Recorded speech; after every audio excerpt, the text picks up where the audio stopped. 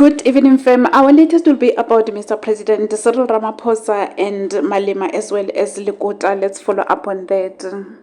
Lekota confirmed what Julius Malema said regarding Mr. President. Malema and Ramaphosa locked heads in Parliament over the issue of Ramaphosa's father being apartheid spy as well as Ramaphosa. Mr. President denied all those allegations. He really went hard on Malema. He further said Julius Malema was being disrespectful towards him and his family. But it turns out Lekota agrees with Julius Malema. A while ago, he also hinted that Ramaphosa was working with apartheid government. Allegedly, he also compromised some of his comrades back then. Listen to Musiwa Lekota in the next slide and what he said about Ramaphosa a while ago. Please remember to also leave your comments down below and let us know of your take regarding this. That will be all from me. Thank you so much for tuning in. I'll see you again in the next update. Bye.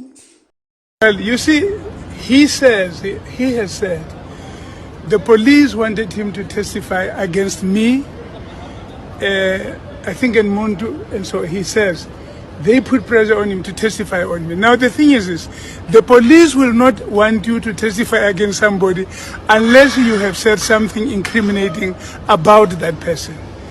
Now, he said that himself. He says, no, they wanted me to testify against. So he's really conceded, because what I wanted is that he did say to them that we put communist ideas in his head, and this is what they wanted him, among other things, to go and testify about.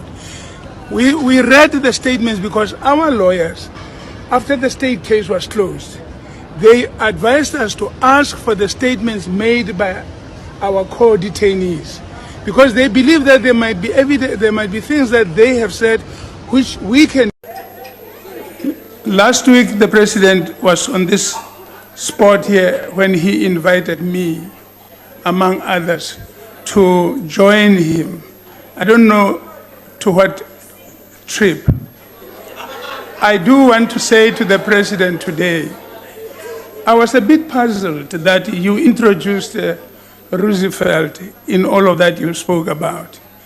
I'd like to say we must come back to South Africa, because I was never in the United States to struggle. We struggled here.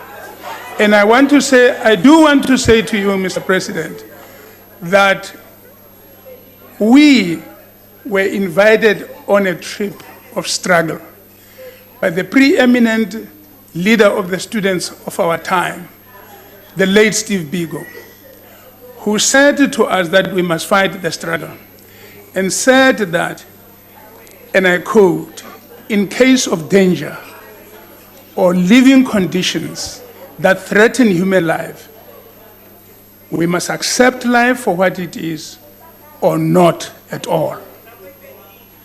It did not take very long, 2 years or so, because that was around 72. In about 1974, we went into detention, among others. And in the course of that, we had to respond to this challenge. And I want to say to you, you invited me last week. We had to respond to that challenge. Your invitation last week was late. The challenge we had to respond to was that time. And you, with us in detention, when it was difficult, you wrote to the special branch that we put communist ideas in your head. In doing so, you condemned us to the special branch. And I say, no, I say this to you.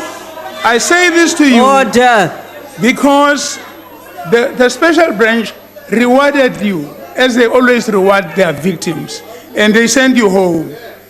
And we headed to Robben Island. You should have responded.